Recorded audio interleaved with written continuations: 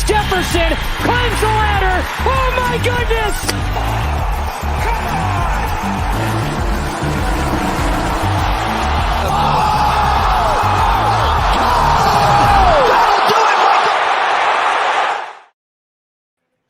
What is going on, everyone? AP over here at Rumpier Sports. Bring it to you once again. We got the Strokes Gang Show. Finally, the last major of the year. The Open Championship is here. One of our favorites, I believe, and we got a special guest on with us today. Let's bring in Jason Sobel. I think everyone, most watching, will know who Jason is with the Action Network.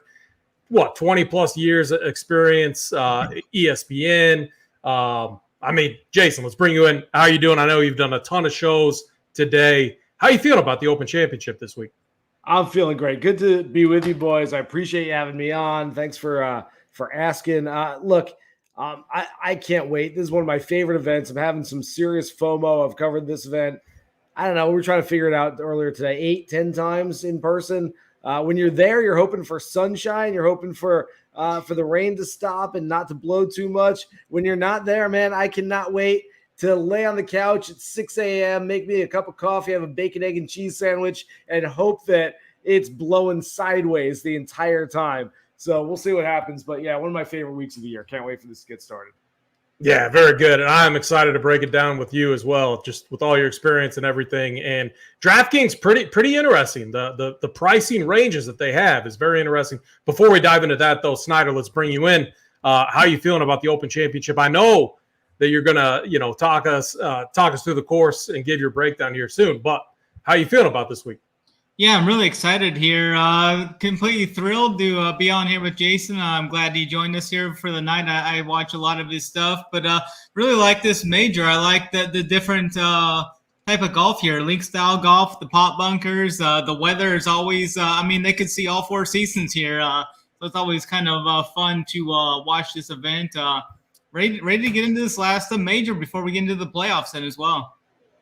Yeah, very good. If you haven't yet, hit the like button, hit the subscribe. It helps us out a lot. If you're new with us, get out a notepad. You know me, I always got my notepad here. We go ranges, we go 10K all the way down. We could be talking about some 5K players this week. It's really interesting. We got Scotty Scheffler, 12.5K. Look at that. Are you, Jason, are you old school like me? Like I always have my yellow notepad. I got my ranges. I take my notes. That's just my style. That's how I am. I'm literally index cards. And I love it. I do a lot of shows on a daily basis, especially Monday through Wednesday, between radio and podcasts and some other video shows. We do the Gimme on Action Network. And so I'm always just writing stuff down. I've got little notes here, everything from planning out a segment on radio earlier today to here's a DFS lineup that just kind of hit me as I was talking to someone hey, you know what? What if I threw this guy with that guy? That might work. Let me try something there. I'm just writing down notes all the time. Absolutely love it. Here's what we're going to do. Snyder, I'm going to kick it over to you. Give us the course breakdown for this week. And then, Jason, I also want your thoughts with what you're seeing with the course. But Snyder, let's kick it over to you. Talk to us about the course this week. Yeah, we're here in England for the year's last major here, the Open at Royal Liverpool, which is a par 71 measuring 7,383 yards. Like last week, links golf is all dependent on the weather here, and we need to monitor this leading up to lock. Weather can change on a dime here. This will be the 13th time the Open's been played here, as 156 golfers will be teed it up. Top 70 in ties will be making the weekend this week. The greens here are not that big, and they play even smaller here with a lot of the runoff areas. I think golfers will mainly be aiming for the middle of the greens here, as there's not too much slope in these greens. Pretty easy, straightforward putting.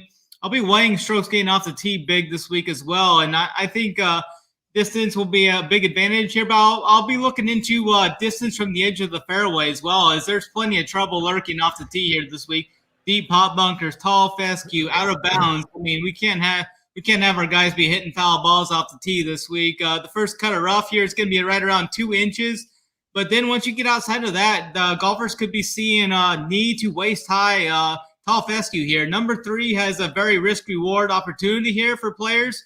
Out of bounds lies the right side there completely. You can cut that off as much as you want, but it's going to be that risk-reward type deal. Hole 15 now plays up to 620 yards with the new tee box they put in there.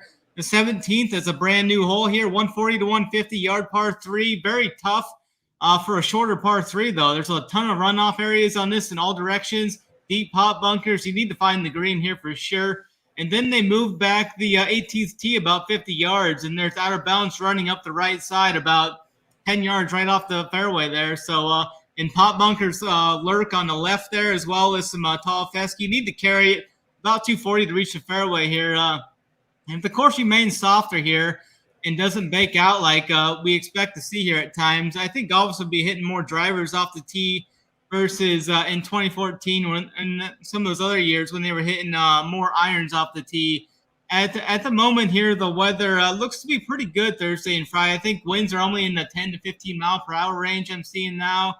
Some of the other key stats we're looking at here: strokes gained off the tee, distance plus accuracy, approach, past links experience, opportunities gained, and then putting as well. So Snyder, real quick before we go over to Jason, what was that you said?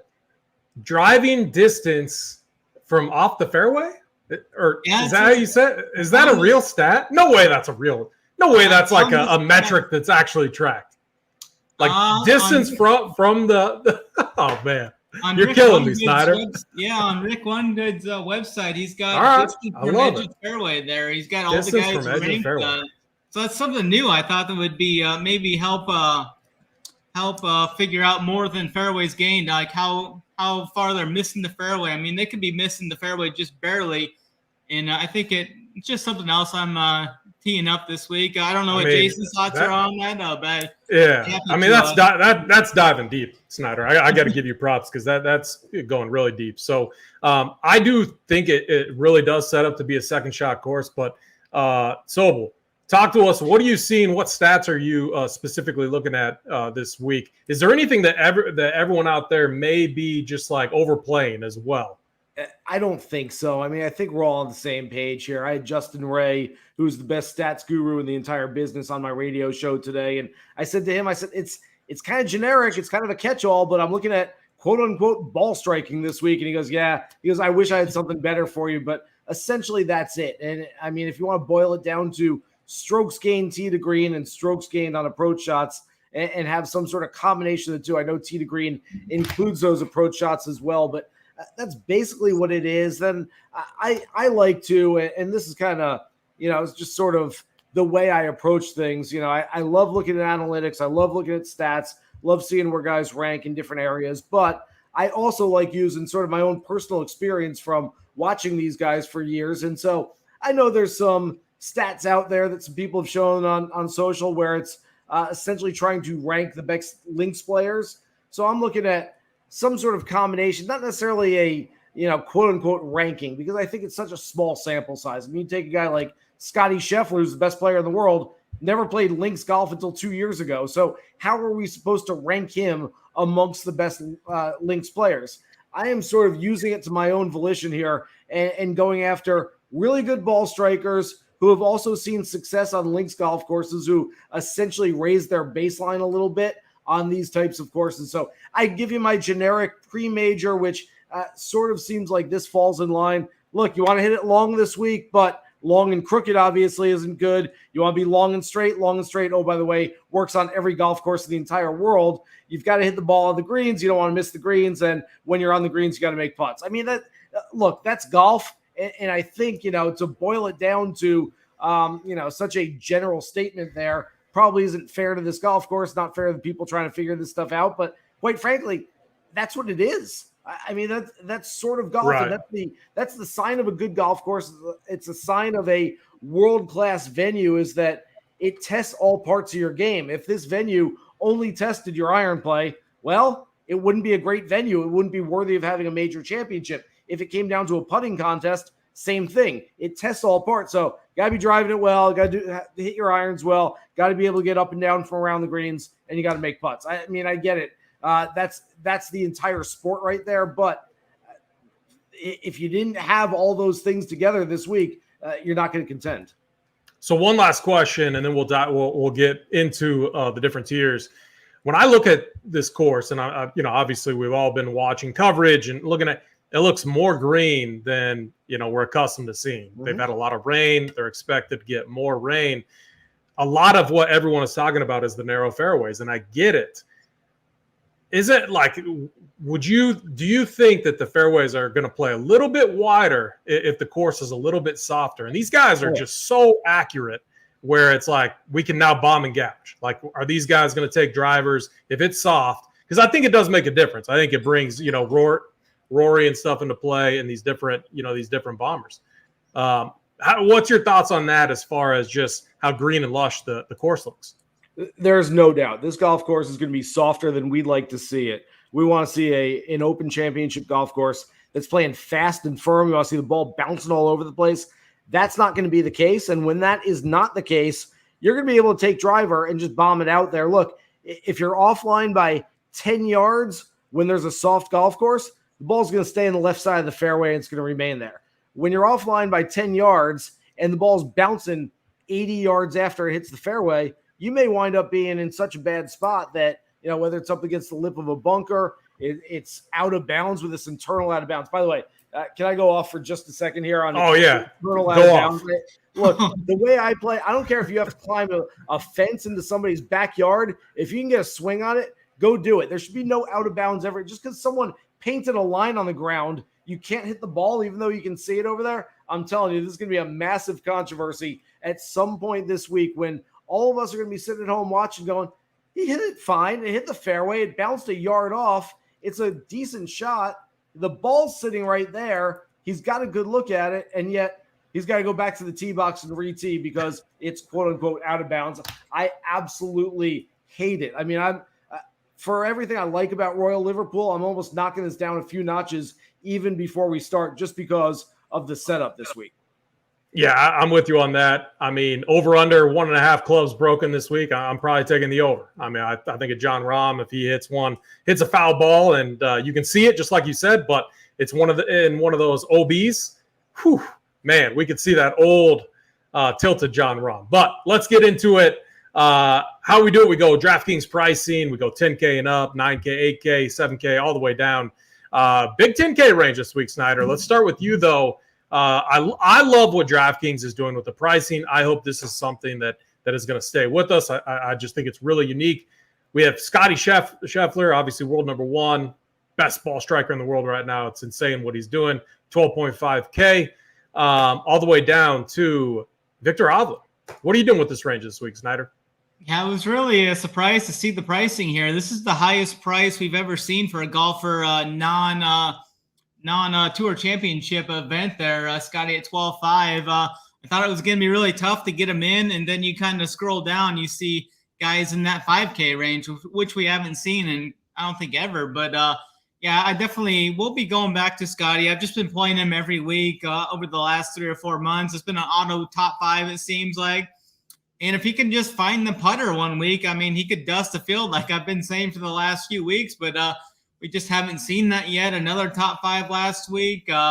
Just going to continuing to go there. He says he's learning more about the links golf. He really likes to play it. He only gets to play it a couple times a week, though. But I'm going to be going right back to Scotty. I think Scotty and Rory are going to be the 2 highest owned guys, definitely in this 10K range. I think Rory's going to see slightly a little bit higher ownership there. I'm going to side with Scotty. Just because I've continued to play him. Rory did finally break through and close one out last week, though, which was good to see. I mean, he had 2 spectacular shots there on 17-18, making birdie to lock that one up. So I think Rory's fine. I don't think I'm going to be too heavy on him. I'm going to be more Scotty up top, and then I'm going to go to my guy Brooks Koepka. I always play him every major. He's a big game hunter. He's one of the true big game hunters. He's had really good success here at the Open, too. He's got 3 of the last 5 years. He's finished 6th or better. I think it's time for him to knock off the 3rd leg of that career Grand Slam this week. I think he was definitely going to be in contention. And it doesn't look like his ownership's going to get too out of hand. I'm seeing him, 10 to 13%, which is super easy to get overweight on. So I'll be right back on my guy Brooks. And then for tournaments, I kind of like Cameron Smith. I thought he may be a little more popular coming into the week. He just won that last live event. He won the Open last year on a completely different setup. This is a completely different course and all. and a lot of people are kind of giving him hate with his off the tee game, which could be a huge problem for him if he doesn't get everything worked out here. But if everything's going to be wetter here and he can afford to miss a little bit more off the tee, he's got the best around the green game and short game, I think, in the field here. So if Cameron Smith's going to get overlooked and he's going to be 7% owned or something, I'm definitely going to get some shares of him and be overweight on him for sure. Those are the top three guys sticking out to me. I don't think I'm going to get the Rahm. I know Rahm's a spectacular tournament play. It looks like he's going to be under 15%, and he's definitely got the upside to get it done here. But those are going to be my three top guys here in the top range. Yeah, very good. So, Snyder, real quick, I mean, Brooks Koepka is paired with Patrick Cantlay, which I think is very interesting. All right, slipping my mind, but the year that Shane Lowry won, Koepka's right there at the end. Who was he paired with that was playing so slow, and he just any of you remember? Chad, you can help us out. JB Holmes, yeah. JB shot like an 80 or something in the final round. Yeah. He's having none of it. Oh man, I just every time I think about that, the one thing that can tilt Brooks Koepka is slow golf, and he might get that with Patrick Cantlay this week. And Hideki's the third member of that group as well. He's not exactly quick. Yeah, right. Jason, let's dive into the top range. What are you doing 10K and up over on DraftKings this week? Yeah, so I'll preface this by saying that all these guys are really good. All these guys make for good options. That's why they're 10K and up, because they're the world's best golfers, which we all knew was coming anyway. But look, I like Scottie Scheffler. The ceiling's there. The floor is obviously extremely high. I haven't fit him into too many lineups. I'll say the same thing for Rory. I like both of them, but I'm looking at a more balanced lineup. I think that there's some options in that high 5,000, low 6,000 range if you want to try to balance it out with one of these guys. But quite frankly, I mean, it's really difficult. I don't see a scenario in which both of them aren't somewhere up there, but really to pay that off, you're looking for them to either win or come in somewhere in the top 3, top 5. And I just don't know that I want to buy into that for too many lineups. So I've got them in a small percentage right now. I may up that a little bit by the time we get to Thursday morning or Wednesday night or whenever we're teeing off on this thing. I'm telling you guys, and Snyder, you mentioned it, Jon Rahm is a tournament play. I've talked to John. I talked to him after the final round of the U.S. Open, shot 65, interviewed him for the radio broadcast at that point, and I'm telling you, he's been looking forward to this. He had a little vacation, wanted to miss the cut at the Travelers, went on vacation for a couple weeks, hanging out with JJ and TJ Watt for a little while. And since then, he's been working on his game. Remember, after the Masters, he was asked, hey, was this the one that you always grew up dreaming of winning? And he said, look, all respect towards Augusta National, I've wanted to do everything that Seve did, so this was a big goal of mine. But the Open Championship is the one that always meant the most to me. I'm telling you, he's gone down the rabbit hole, sits around watching YouTube videos every night of Royal Liverpool, of great links golfers. He is prepping for this thing hard. And so if Jon Rahm's going to be a low-owned tournament play, don't overlook him. Don't have a ton of Cam Smith this week. Like you said, crooked off the tee is not going to go very well. I love his short game, but I don't know that it's going to come into play as much this week as it did last year. I have very little Koepka, very little Schauffele, just because I like a lot of the guys just below the 10,000 range. And so I'm trying to get sort of those second-tier guys. And I will tell you, I know we're going to get to our favorite plays later on. Spoiler alert, mine is Victor Hovland. I love everything about him this week. And so I've got Victor in a ton of lineups, and I'm starting a lot of lineups with that 10,000 spot with Hovland at the top of that lineup. Yeah, very good. And I'll ask you more about Hovland when we talk about our winners. For me in this range, so I'm kind of going, so I'm mainly a tournament player, and I'm going kind of the inverse of the balance build, and I'm creating a rule. I mean, when you look at Scheffler, Rory, especially Rory right now, he looks like an absolute killer. He looks like he's in that mode where it's just this guy is a threat to win each and every tournament that he's in. That's what I see from him right now. And you can just see it like in his demeanor when he's walking, when he gets that bounce in his step and he's just like bouncing down the fairways. That's what we want to see with Rory. And I see that right now. You saw that with the final 2 birdies that he made last week. And then Scheffler's just been an auto T3 or better. I mean, it's insane what he's doing. I mean, he's not putting good at all. Like, he has been horrible with the putter. And so if he can putt to a 0, man, it's going to be very difficult for the field to keep up with them. So I'm creating a rule. Our partners are Saber Sim. We use their optimizer. We absolutely love them. I'm creating a rule where I'm forcing in. So I have a group, and I say every lineup that I make must include one of Scotty Scheffler, Rory, Brooks Koepka, and then the other one's actually Ricky, which we're going to get to in this next range. Just because I feel like if I could bet them as a group that one of them wins this week, I would feel very good about that. So I absolutely love those guys. I'm not going to be on Cam Smith. You got me a little interested in Jon Rahm. So I was very high on Jon Rahm at the U.S. Open. Kind of hurt my feelings a little bit. He did salvage a little bit with that T10. But when you look at the other guys in his range, I would have rather had, the Scotty Schefflers, up there over Rahm. But I do think that's an interesting tidbit. I do think he gets squeezed in tournaments, so he makes for a really nice leverage play. And then Schauffele, I just at 10-1, I'm with you. I think I'm with both of you guys on Schauffele. I think there's better plays just below him. So for me in this range, Cam Smith is the fade. I think we all agree on that. And it's Scheffler and Rory up top for me. Let's get down to the 9K range. Let's keep this going. Snyder, I'm going right back to you. 9K range, absolutely loaded. We got your boy, Ricky Fowler. Snyder, just joking. But Ricky's been absolutely incredible. He went backwards a little bit at the Scottish, but obviously winning the Rocket Mortgage, just incredible stuff. The guy looks like a completely new player. It looks like I've said, week in and week out, that he stole Justin Thomas's powers, and now he's using them as his own. But Snyder, what are you doing with the 9K range? Yeah, I mean, it's kind of interesting here seeing Fowler priced ahead of like Morikawa, Hatton, Fleetwood, and some of those guys up here. I mean, he's been playing excellent golf, though. I mean, you can't say anything bad about him. He finally got the win, beating my guy Morikawa in that playoff at the Rocket Mortgage. Good to see him finally get back in the winner's circle. It's great for golf. I don't know if I'm going to get to him, though, this week with him being priced ahead of those guys, because I'd rather play some of those guys ahead of him. And then I'm just going to drop down. I think Morikawa is even going to be lower owned, so I'm going to go right back to Morikawa. I think the upside's right there. He's finally getting back into form there, losing that playoff. He gained over 9 strokes ball striking and 3 strokes putting there. This is the first time I think I've seen in his whole career where he's gained strokes putting in 4 straight events, which that's huge for him. Usually we used to say if Morikawa was going to gain strokes putting, he's going to be in contention to win the event.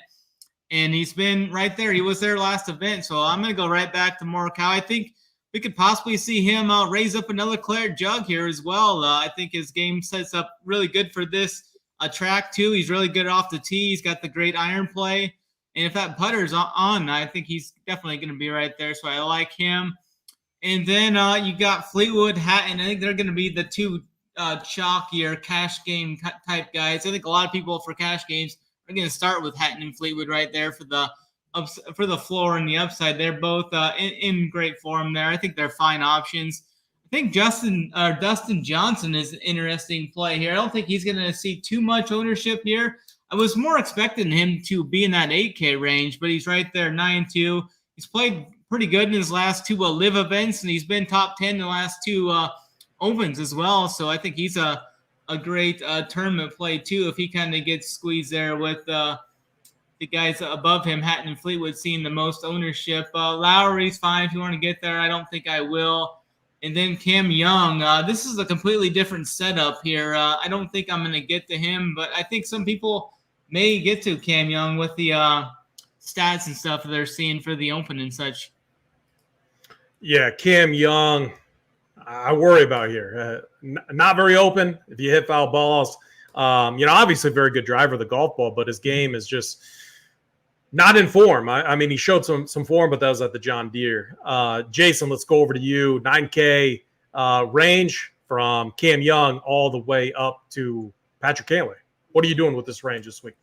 So this is the have and have not range for me. 10 players in this range. 6 of them I have absolutely no shares of, at least right now. And it's not that I hate the guy. It's just that at some point you have to make a decision. At some point, I mean, unless you're just firing a million lineups this week, which I know some of us are, and I'm getting there right now. But at some point, you just can't. You're throwing darts if you're like, well, I'm going to have a little bit of everybody. At that point, you might as well just have the model make all your lineups and press the button and take yourself out of it. But that's not what I like to do. So I've eliminated Cantlay, Spieth, Morikawa, Fitzpatrick, DJ, and Cam Young from this range, which leaves a ton of Fowler, Hatton, Fleetwood, and Fowler for me. I get it. Those might be the 4 chalkiest guys in this range. I'll try to make up for it later on. I'm going to find guys who are lower owned, either above them or below them. I'm okay with eating the chalk here because I quite frankly, like I said, I don't see a scenario where Scotty and Rory are too far down the leaderboard. I also don't see a scenario where Ricky, Fleetwood, and Hatton, at least 2 of those 3, aren't up there on the board in contention as well. So really like those guys. I've got a ton of them and a ton of different combinations that include them. Shane Lowry he's the 4th of 4 in this range, but he is the lowest price. So I'll fit him into a few, but really for me, it's Fowler, Hatton, and Fleetwood. And I have a lot of those guys. Yeah, the difficult thing this week, and I'm glad you said it like you did, is just who to eliminate. Like, how do you eliminate certain players? That is really difficult. It seems like, especially 8K, 9K, even like the 10K range, just because we can all see these guys being up there at the very top, on Sunday. So all right. So for me in this range, Ricky, obviously I mentioned in my rules, I'm going to make sure I have at least him in there as far as kind of that group that I see winning. As far as other players of people that I want exposure to, Collin Morikawa, Snyder, your boy, I have a ton of interest in him this week. He grades very well, ranks first in good drives, finding fairways. Strokes gained off the tee as well. Looks very good there. It really just comes down to the putter. So I really like what he's doing from a tee to green standpoint. I think with these smaller greens, I think if Morikawa's irons are dialed in, which is what we saw at the Rocket Mortgage, obviously losing in the playoff there to Ricky, man, if he brings that form in here, I think it's really going to help. And I think with these greens being a little bit flatter, maybe that helps our bad putters. That's my hope with Collin Morikawa. I really like him. I do have him a little bit behind Ricky. And then I think I'm with you guys too. Like Tyrrell Hatton, he's just been playing so good. It seems like he's due for a win, if not another like top 5. So it's another guy that we want in our player pool. And then Tommy Fleetwood as well. He's just been playing very good. Got to like what we saw at the Scottish Open. And historically, if you look at it, even if you go back last year, these guys that finished highly in the Scottish Open typically had good success in the following week too here at the Open Championship. And that was Hatton and Fleetwood. I'm kind of lost in what to do with DJ, 9,200. Very nice price tag. When I've been playing him in these majors recently, it's like, man, he just almost kills you because other people in that range, the opportunity cost is so much greater going elsewhere. I'm not eliminating him from my pool.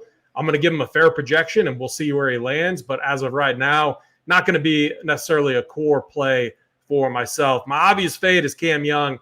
The form coming in is too shaky. If he beats me, he beats me. I move on to the next week. Let's keep it going. Let's get down to the 8K range. Snyder, I'm going right back to you. We got Wyndham Clark, obviously the U.S. Open winner, Max Homa, JT, who's been very hurtful to me, Sam Burns, and then Tony Finau. I mean, a lot of names down here. Guys like Tony Finau are really worried about him getting steamed up. He hasn't been as good off the tee, which that's what we want here. His track record in Open Championships is phenomenal. It's very, very good. However, if accuracy off the tee is going to be very important, I am very worried about a chalky Tony Finau. What are you doing with this range? And then talk to me about Tony Finau. Yeah, I don't think I'm going to get the Finau. I haven't been playing him at all this year, so I'll just continue to be off him. I don't really think I'm going to be on much of this 8K range because I like so many of the guys in that 9K range and the 10K range. But the more I look into that, I'm starting to look at ownership and such. I think everybody's going to do that. So I want to have at least one team in like a single entry contest where I have 4 8K golfers on one team to get myself different from what everybody else is doing. I think there's some decent equity down here, like Wyndham Clark's a solid option, Hideki, Bryson. Bryson's got some pretty good upside. I think him's right there. Max Homa played well last week. He's starting to play better after those 2 missed cuts he had there at the Travelers in the U.S. Open. He's kind of working his way back into form. He's playing with his buddy Morikawa this week, so good mojo in that group. I like that. I'm going to be off of Finau. I'd rather play Tom Kim for 100 cheaper. I think he looked good last week. I won't get to Sung Jae. I haven't been playing him at all. And then Justin Rose. Look, I think Justin Rose and Adam Scott right below him in that 7K range. I think they're both great flop leg candidates here. They both missed the cut as pretty popular options last week. It's going to usually disparage a lot of people from going back to them. I like going right back to them in those flop leg situations. So I will have some Rose. I think like if you did like a Rose home Wyndham Bryson team or something like that, you got some decent upside there, and it's going to be a completely different build than everyone's going to this week. Yeah, very good. Jason, we'll kick it right over to you. 8K range.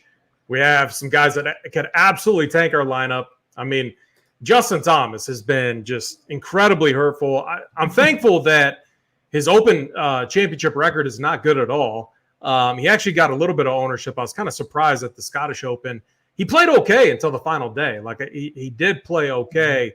For me, it comes down to ownership. If he's going to be like 2 or 3% owned, I have to have a little share, a little sprinkle.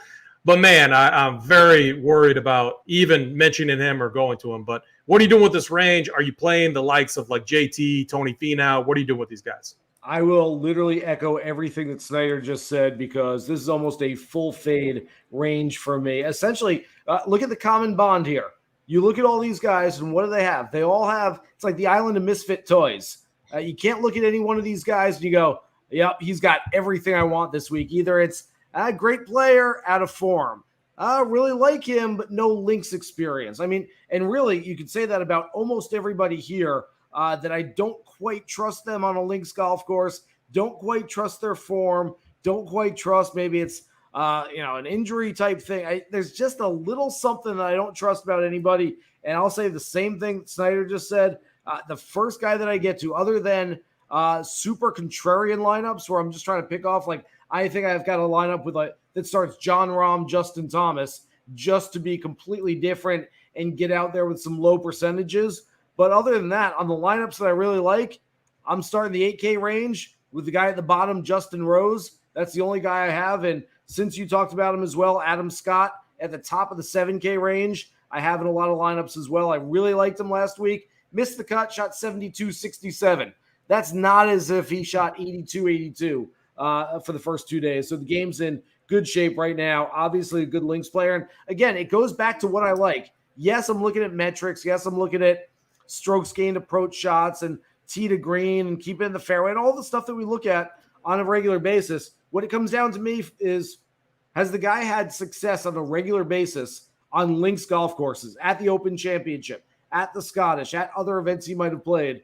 If the answer is no, they're probably not getting into a lot of my lineups. The answer is no for most of those guys in the 8K range, other than maybe an outlier here and there. Tony Finau was third at the Open a few years ago, but that's really the only strong finish he's had. Burns and Clark were each top 20, I believe, at the Scottish last week, but not a ton of experience there. It's Justin Rose, and then bleeding into the next tier, it's Adam Scott. And other than that, it's nobody here for me unless I just want to go super non-chalky, super contrarian.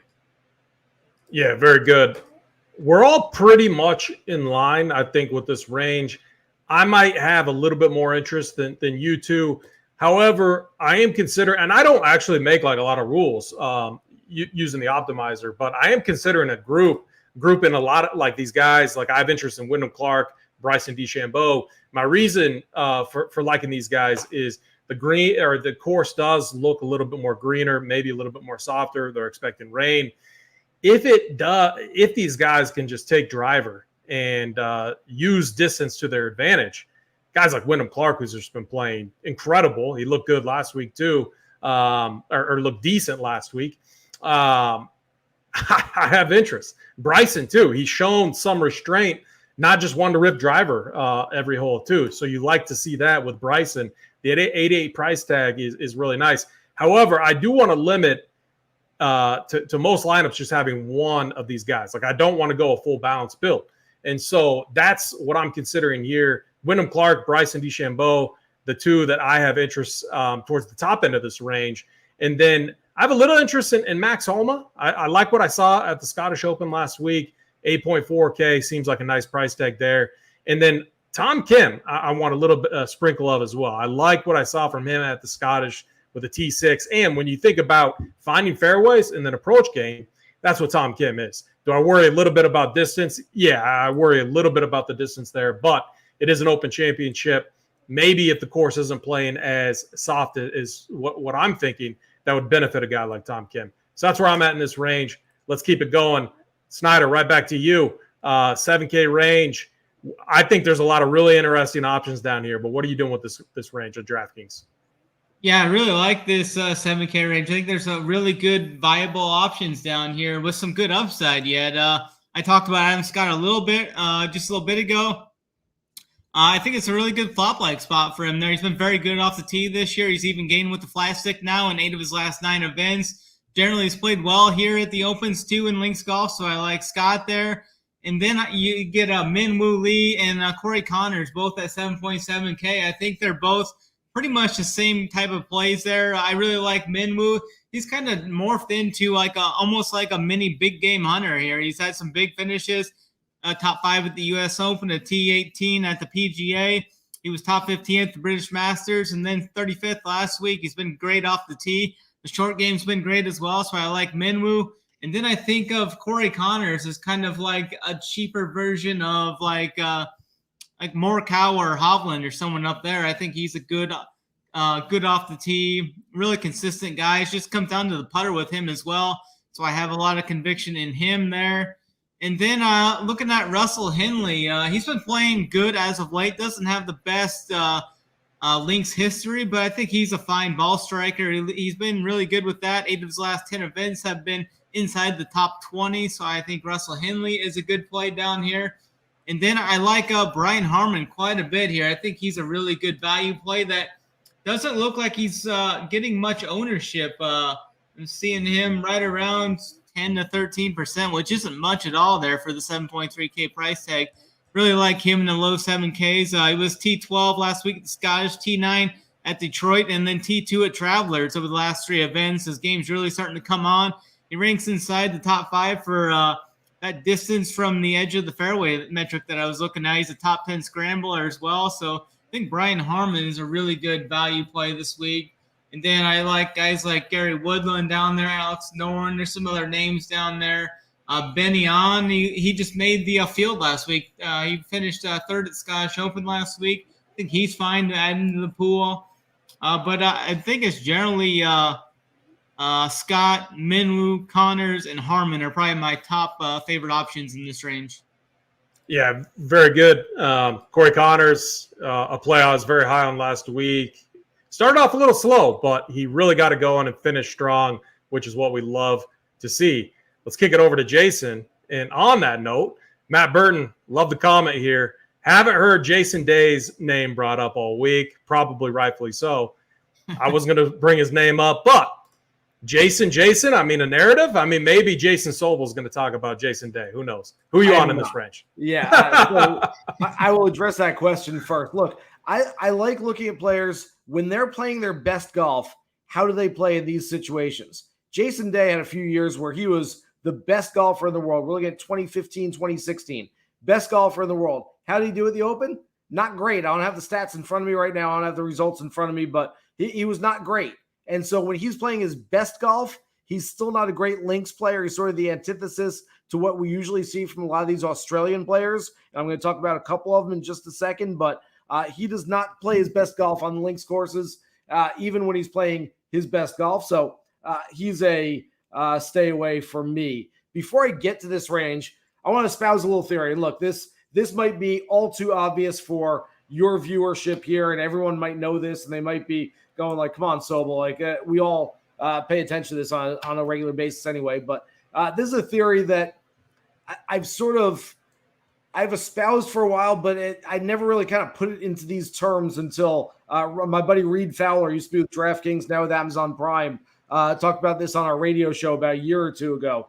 And he said he likes to, in these situations, essentially stack lineups. And when we think of stacking lineups, you think of taking a quarterback and taking his 2 receivers or a tight end and putting them all together. And if he throws for 4 touchdowns and hits either receiver for 2, well, that stack is going to win you some money that week.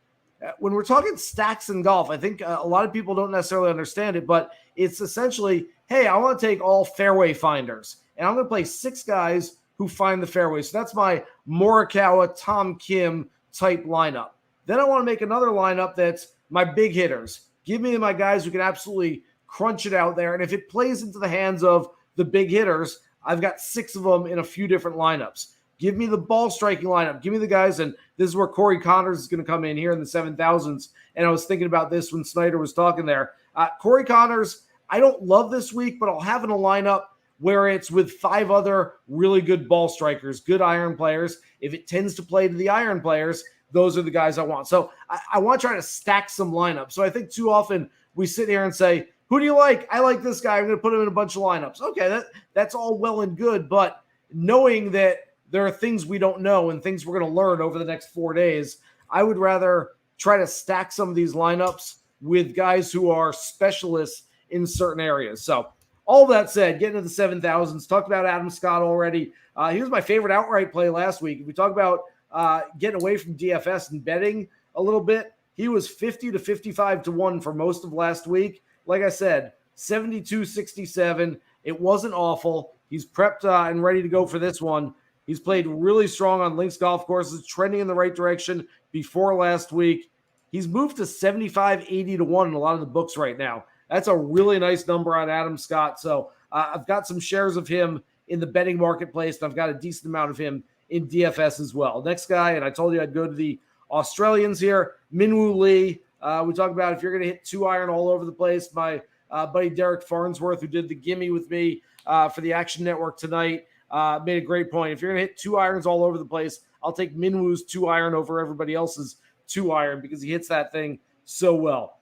I then go down to Ryan Fox. And again, this comes down to essentially what I'm looking at this week, which is how do you fare on links golf courses? He won the Dunhill Links last year. This guy essentially raises his baseline, and as evidence, last week finished in 12th place. So this is a guy where you usually look at Ryan Fox, at least this year, for a top 30 type finish. I think he's easily a top 20 and better when he gets on a links golf course. And then I'll throw in right at the end of the 7,000s, Adrian Moronk makes a decent little play.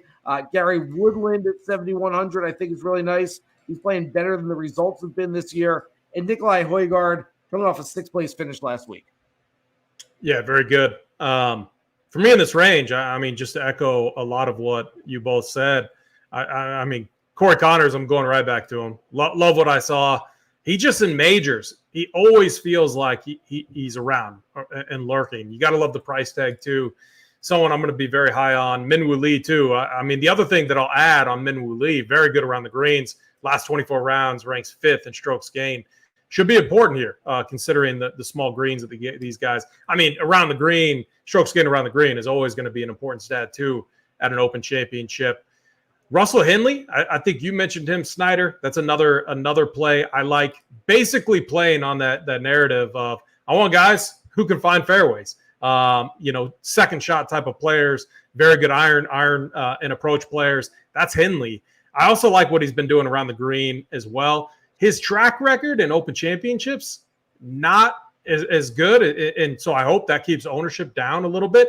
But I just think that this might play a little bit different than your standard Open Championship with how green the course looks. And I know I'm kind of beating a dead horse because I've mentioned that a few times. We'll probably mention it a few more as well. A few others that I think go overlooked. My guy, Sepp Straka, he's a flat 7K. I think he maybe gets lost in the mix down here. Missed the cut last year in the Open Championship. This guy's taking his game to another level, obviously coming off a huge win at the John Deere where he was lurking for a 58 there at the end, but obviously didn't get it done. But more importantly, he got the win, and he's had a little week off there too, or 2 weeks off actually. So Sepp should come in plenty rested. I have a ton of interest in him down at the bottom of this range.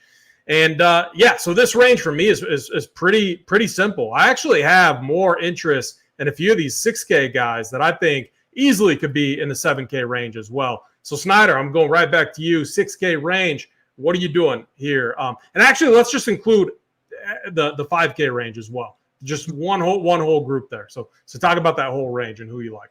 Yeah, I think there's some good options down here. Jason kind of hit on that leading up. I think he's probably got some good guys down here as well. Bobby McIntyre, he's going to be the most popular guy, the most popular value, possibly the most popular guy on the slate. I don't think he'll get the 30% or anything, but he'll probably be 20 to 25%. He's going to be a good option. He coming off that near win last week. I think I'll still play him in GPPs and such. He'll probably make my cash game team for sure. I like him. Jordan Smith, another guy with good recent form heading in, should be a little popular too, I think. Alexander Bjork was a guy I was on last week. He had a decent finish there. He was 35th last week. He's been really good on the Euro Tour, though, recently as well. He's got 5 top 10s in his last 7 events. So I like Bjork there as well. Another guy at 6,100 that was catching my eye was Ewan Ferguson, who had a pretty good showing last week at the Scottish Open. He was 12th there. He was 4th the week before at the British Masters. He's kind of been a boom-bust guy on the Euro Tour. It looks like he was T12, T4, MC, T14, T8. He's got a couple other top 5s in there as well. So he's a good upside guy, I think, for 6,100. That's the guy I'll be looking at for a punt. And some other guys in this like a 5K range, like Schwartzel's a name down there. I don't know if I'll get to him. Oliver Wilson was a name that was brought up in chat earlier. I think a lot of people are going to be going to a guy who was on last week. He missed the cut last week. Matthew Southgate. He's right there. He's a good tee to green player. He's gaining over a stroke his last 36 rounds tee to green. I think he's a fine option at 5,600.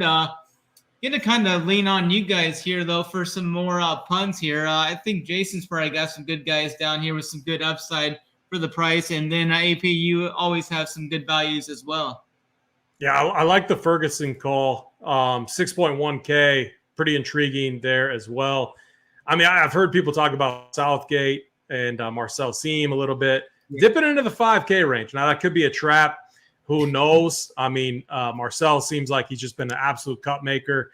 I don't know. Jason, let's kick it over to you. Who do you like down here in kind of the punt range, we'll call it? Yeah, so I've got a lot of guys here that I like, and it kind of matches up to the fact that I have a lot of guys in the 9,000s that I like as well, because it balances out to a nice lineup there, like 3 9,000s, 3 6,000s, and that's where a lot of my builds have wound up. I'm going to start my 6,000s right near the top at 6,900. Guys, Louis Oosthuizen gets treated like he's a 58-year-old. He's 40 years old. He's younger than Adam Scott and Justin Rose. He's a year older than Dustin Johnson. He's only 6 years older than Rory and Ricky. The guy's not that old. I get it. His body's falling apart a little bit, needs elbow surgery soon.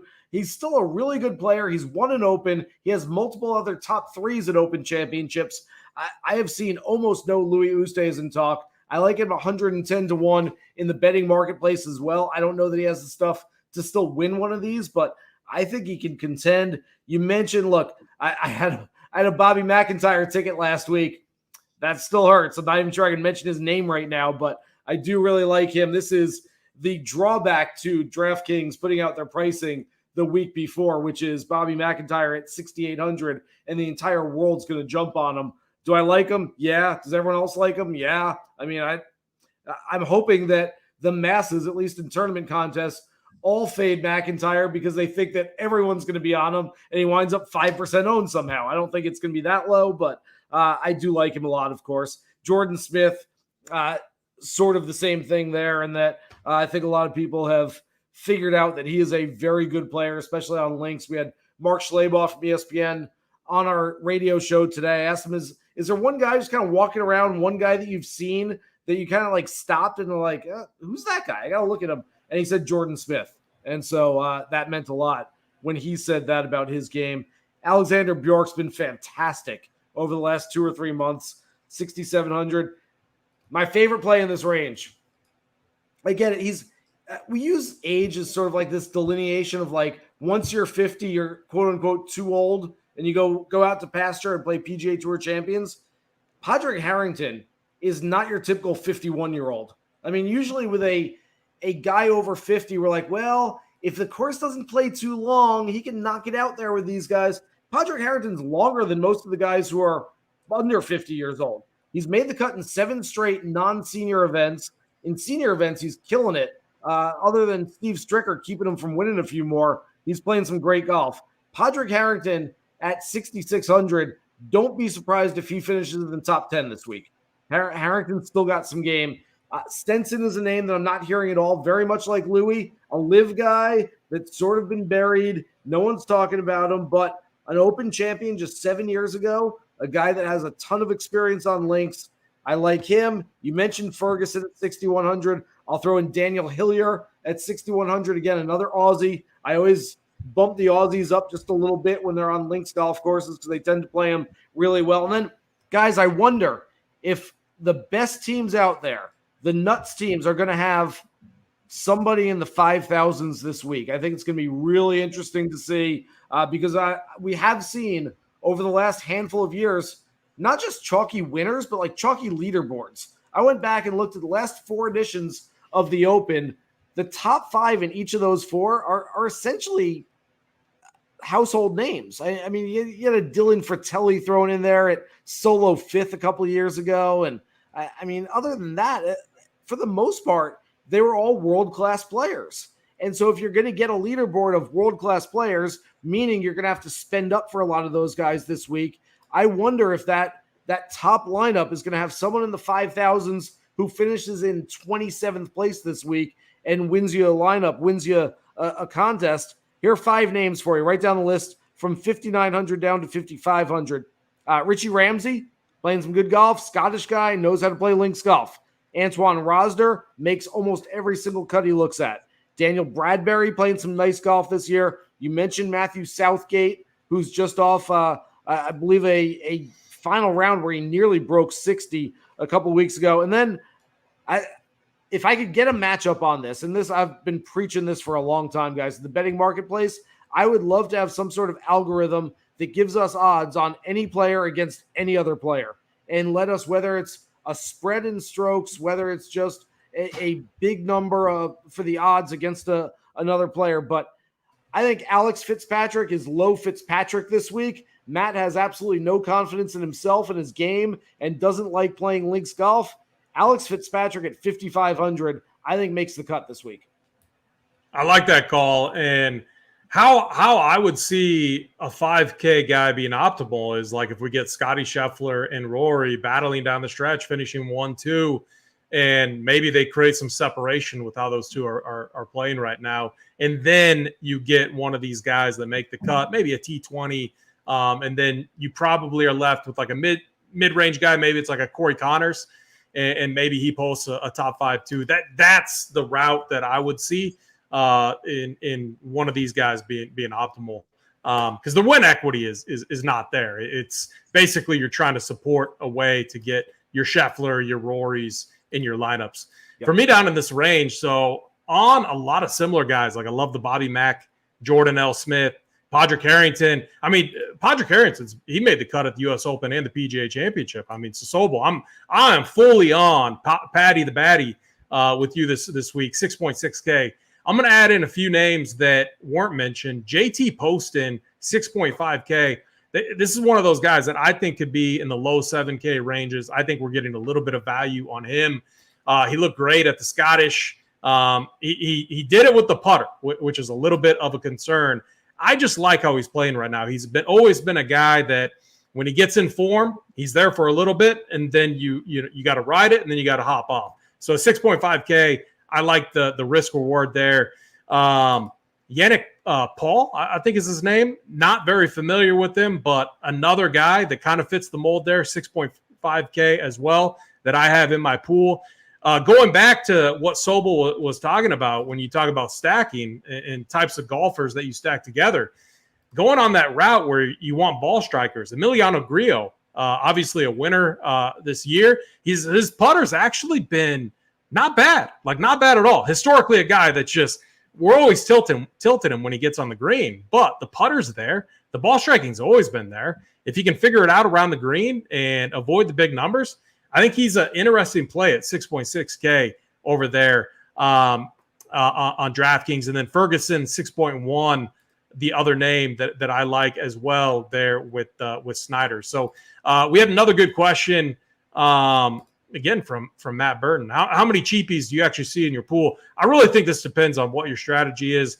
If you're, obviously it's going to be different if you're running 150 versus 1 to 3, or even like 10 to 20, like a 20 max type of contest. Right now, for me, I have 10 cheapies, 6K guys in my range. So I think 10 is fine depending on what your strategy is this week. All right, fellas, I think we did an awesome job at breaking down each range. Let's get into who we think is going to win. So just how we do it each and every week. We just give our winner. Could be bad odds. Odds just don't really matter. Who we think is going to win, and then we give a longer shot that we like from a betting standpoint. Snyder, let's start with you this week. Yeah, I think I'm not going to bet Scotty, but he would probably be the guy there. But I can't bet any of those guys at 6, 7, 8 to 1. I think if you want to bet those guys, so maybe look to them at the weekend. Maybe if they're 3 to 5 strokes back going into the weekend, maybe you could get them, at 12 to 15 to 1 or something. I think that'd be a good time to target one of those guys. I like Brooks Koepka at 20 to 1, though. I took a shot on him earlier. I got him at 20 to 1. He's going to be right there, I think, in the end. I think this course sets up really good for him. He can kind of play more conservative off the tee. He's got the length off the tee, and then he can get more aggressive going into these greens. So I like Koepka at 20 to 1.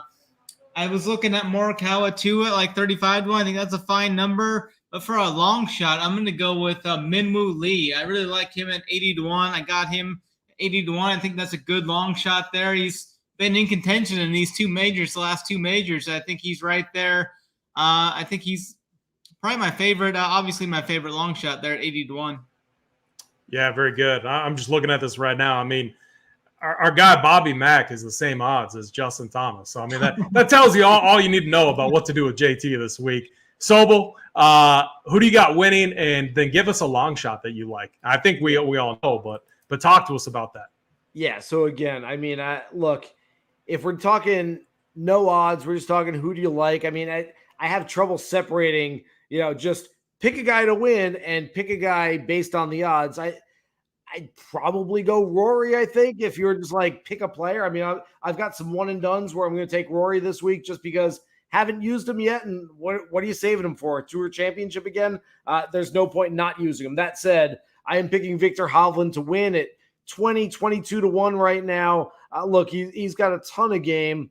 I mentioned earlier that what I've seen from him over the last 2 months, the guy that's sort of flipped the switch. And he's kind of figured out right now that, hey, I can win one of these things. It's not just I saw him sort of, not that he hasn't always been serious, but Victor's kind of been a guy that like kind of shrugs a little bit, like, oh, golf's fun. I'll go try to play well and shoot a couple scores and make some money. And I feel like just recently he has figured something out about trying to win at the highest level and kind of buckling down to do this stuff. And I really see it coming for him very soon. And this feels like a perfect spot after being 12th and 4th in the last 2 editions of the Open Championship. And then, I mean, I've got a few other outright plays. I've also played Ricky. I've also played Hatton, have more on Hatton for a top 10 than I do outright, just because I don't totally trust him with winning this one. But as far as a long shot, I'm going back to the well. And the guy that I had last week who missed the cut, I've mentioned him a few times already, Adam Scott has been trending in the right direction to win something at some point. I was pretty surprised that Greg Norman, a mentor and countryman, could not woo Adam Scott over to live last year. And for him to give up a potential payday and continue playing the PGA Tour, but not just playing the PGA Tour, like I would have thought at this point in his career, Adam Scott, go home, sleep on a big pile of cash, and then come out once a month, play some golf, and go home again. Adam Scott has been grinding. I'm telling you, this is a guy that's worked way harder than I ever thought he would work at 42, 43 years old. And at some point, it's going to pay off. I would think it would pay off in a links course. I think the probability is there. more so than anywhere else for Adam Scott. And so, again, that number's been bouncing all over the place. I got in at 80 yesterday. I'm looking right now at DraftKings, and he's 60. Hope you got in earlier, but I still think 60 isn't a terrible number on Adam Scott right now. Yeah, very good. Absolutely love that play. Just added him to my pool. I actually had him in there, but bumping the ownership up a little bit for our guy Sobel.